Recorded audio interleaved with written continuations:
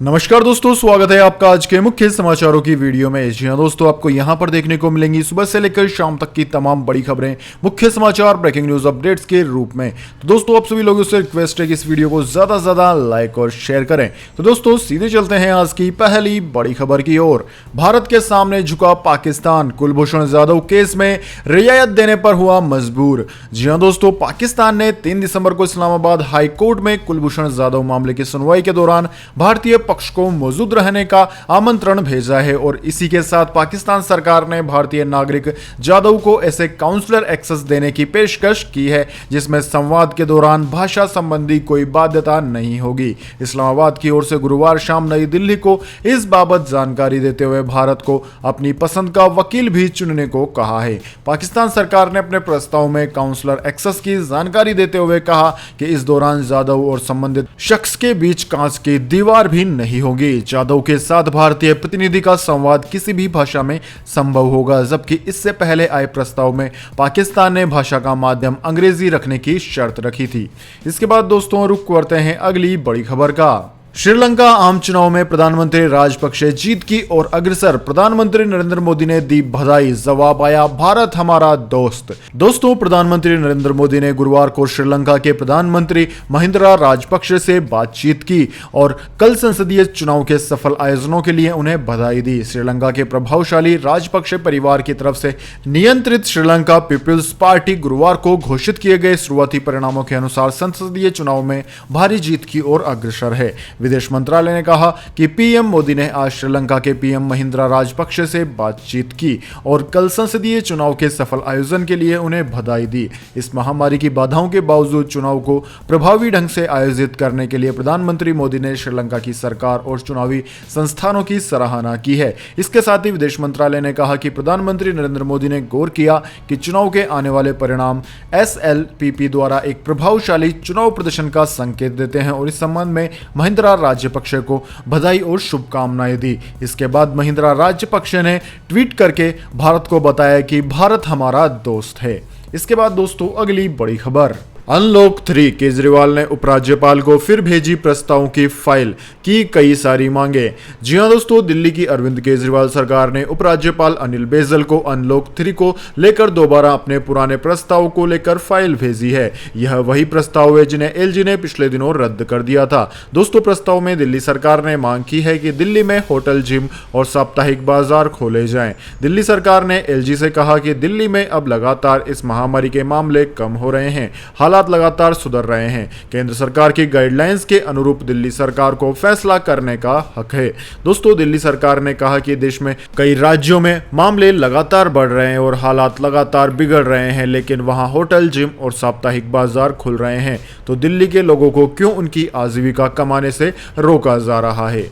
इसके बाद दोस्तों, अगली बड़ी खबर। पाकिस्तान को लगा बड़ा झटका, यूएनएससी ने कहा द्विपक्षीय रूप से हल किया जाए कश्मीर मुद्दा। जी हां दोस्तों, कश्मीर को हासिल करने की चाह करने वाले पाकिस्तान को हर बार मुंह की खानी पड़ती है। इस बार फिर से कश्मीर घाटी का अंतर्राष्ट्रीयकरण करने की पाकिस्तान की कोशिशों को करारा झटका लगा है। संयुक्त राष्ट्र सुरक्षा परिषद यानी कि यूएनएससी ने बुधवार को कहा है कि इस मुद्दे को भारत और पाकिस्तान द्वारा द्विपक्षीय रूप से हल किया जाना चाहिए। संयुक्त राष्ट्र में भारत के स्थायी प्रतिनिधि टीएस त्रिमूर्ति ने कहा कि संयुक्त राष्ट्र सुरक्षा परिषद की आज की अनौपचारिक बैठक में तकरीबन सभी देशों ने कहा कि कश्मीर भारत पाकिस्तान का द्विपक्षीय मुद्दा है, इस पर परिषद को ध्यान और समय व्यतीत नहीं करना चाहिए। अनौपचारिक बैठक बेनतीजा रही। इसके बाद दोस्तों, अगली बड़ी खबर। सुशांत सिंह राजपूत मामला, सीबीआई ने रिया चक्रवर्ती समेत इन लोगों के खिलाफ लिखी एफआईआर। जी हां दोस्तों, अभिनेता सुशांत सिंह राजपूत मौत के मामले में सीबीआई ने अभिनेत्री रिया चक्रवर्ती समेत 6 अन्य लोगों के खिलाफ एफआईआर दर्ज की है। एफआईआर में रिया के अलावा इंद्रजीत चक्रवर्ती, संध्या चक्रवर्ती, शोविक चक्रवर्ती, सैमुअल मिरिंडा, श्रुति मोदी और अन्य का नाम लिखा है। दोस्तों, मुंबई के उपनगर बांद्रा के अपने अपार्टमेंट में सुशांत सिंह राजपूत 14 जून को अपने घर पर मृत पाए गए थे। उसके बाद मुंबई पुलिस ने जांच शुरू की। हालांकि जांच से असंतुष्ट पटना निवासी अभिनेता के पिता ने पटना में एफआईआर दर्ज कराई। पटना पुलिस ने आईपीसी की जिन धाराओं के तहत प्राथमिकी दर्ज की थी वो कथित आपराधिक षड्यंत्र, ठगी और आत्महत्या के लिए उकसाने से जुड़ी हुई थी। दोस्तों, पटना पुलिस की एफआईआर के बाद बिहार और महाराष्ट्र पुलिस में ठन गई, जिसके बाद मुख्यमंत्री नीतीश कुमार ने सीबीआई जांच की सिफारिश की। अब केंद्र सरकार ने सीबीआई जांच की मंजूरी दे दी है और सीबीआई टीम का गठन भी हो चुका है और सीबीआई ने अब रिया चक्रवर्ती समेत 6 अन्य लोगों के खिलाफ एफआईआर दर्ज कर ली है और जांच भी शुरू कर दी है। इसके बाद दोस्तों अगली बड़ी खबर, भारत की तुर्की को हिदायत, कहा हिंदुस्तान के आंतरिक मामलों में दखल ना दे। जी हां दोस्तों, भारतीय विदेश मंत्रालय ने जम्मू कश्मीर में अनुच्छेद 370 को लेकर बीते दिनों तुर्की की ओर से किए गए बयान को भारत ने तथ्यात्मक रूप से गलत, पक्षपातपूर्ण और गैर जरूरी बताया है। गुरुवार को विदेश मंत्रालय ने कहा कि तुर्की भारत के आंतरिक मामलों में तब दखल दे रहा है जब उसे यहां की जमीनी हकीकत का पता नहीं है। दरअसल दोस्तों, बीते दिनों तुर्की के राष्ट्रपति रेसेप तैयब एर्दोआन के कश्मीर की तुलना फिलिस्तीन से करने के साथ भारत पर इस महामारी के संकट के दौरान कश्मीर में अत्याचार करने का आरोप भी लगाया था। ईद उल अजहा के मौके पर एर्दोआन ने पाकिस्तान के राष्ट्रपति आरिफ अलवी और प्रधानमंत्री इमरान खान से बातचीत की थी और कश्मीर के मामले में पाक को समर्थन देने की बात कही थी। इसके बाद दोस्तों अगली बड़ी खबर, इस महामारी से ठीक हुए 90% मरीजों के फेफड़े खराब, अधिकांश इस बीमारी से हुए ग्रसित। जी हां दोस्तों, चीन में इस महामारी के कहर की नई तस्वीर सामने आई है। महामारी का केंद्र रहे वुहान में इस महामारी से ठीक होने वाले अधिकांश लोगों के फेफड़ों को जबरदस्त नुकसान पहुंचा है, जबकि कुछ की रिपोर्ट फिर से पॉजिटिव आने के बाद उन्हें क्वारंटाइन किया गया है। दरअसल दोस्तों, वुहान शहर के एक प्रमुख अस्पताल से ठीक हुए इस संक्रमण के मरीज के नमूने लिए गए थे, जिनकी जांच में चौंकाने वाली जानकारी सामने आई। इन नमूनों में से 90% मरीजों के फेफड़ों को नुकसान पहुंचने की बात सामने आई है और 5% मरीज दोबारा संक्रमित पाए गए हैं। वुहान विश्वविद्यालय के झोंगनन अस्पताल की गहन देखभाल इकाई के निदेशक पेंग जियोंग के नेतृत्व में एक दल अप्रैल से ही ठीक हो चुके 100 मरीजों के स्वास्थ्य की जांच फिर से कर रहा है। इसी में ये नतीजे सामने आए हैं। इसके बाद दोस्तों अगली बड़ी खबर, भारी विरोध के आगे झुकी बीसीसीआई, इस साल आईपीएल की टाइटल स्पॉन्सर नहीं होगी वीवो कंपनी। जी हां दोस्तों, भारतीय क्रिकेट कंट्रोल बोर्ड यानी कि बीसीसीआई ने भारत और चीन के बीच बढ़ते तनाव के बीच गुरुवार को Chinese mobile phone company Vivo के साथ इंडियन प्रीमियर लीग के आगामी सीजन के लिए टाइटल प्रायोजन करार निलंबित कर दिया है। बीसीसीआई ने एक पंक्ति का बयान भेजा जिसमें कोई विस्तृत जानकारी नहीं दी गई और इसमें कहा गया है कि वीवो इस साल आईपीएल के साथ जुड़ा नहीं होगा। दोस्तों, प्रेस रिलीज के मुताबिक बीसीसीआई और Vivo mobile India private limited ने 2020 में इंडियन प्रीमियर लीग के लिए अपनी साझेदारी को निलंबित करने का फैसला किया है। वीवो ने 2018 से 2022 तक 4 साल के लिए 2190 करोड़ रुपए में आईपीएल प्रायोजन अधिकार हासिल किया था, लेकिन अभी 1 साल के लिए इसे निलंबित कर दिया गया है।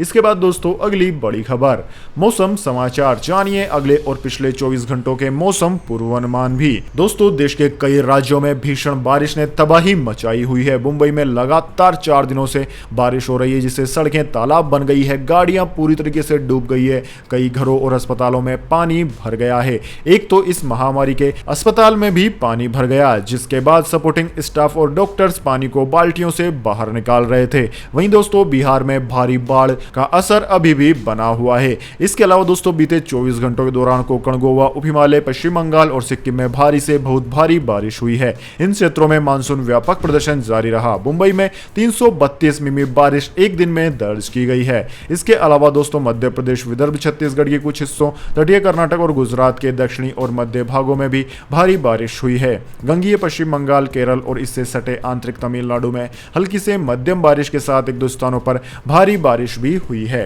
वहीं दोस्तों, बात की जाए आगामी 24 घंटे के मौसम पूर्वानुमान की, तो दोस्तों अगले 24 घंटों के दौरान गंगीय पश्चिम बंगाल, तटीय ओडिशा, गुजरात, कोंकण, गोवा, तटीय कर्नाटक, केरल और अंडमान व निकोबार द्वीप समूह के कुछ हिस्सों में हल्की से मध्यम बारिश हो सकती है। इन भागों में 1-2 स्थानों पर भारी बारिश का भी अनुमान है।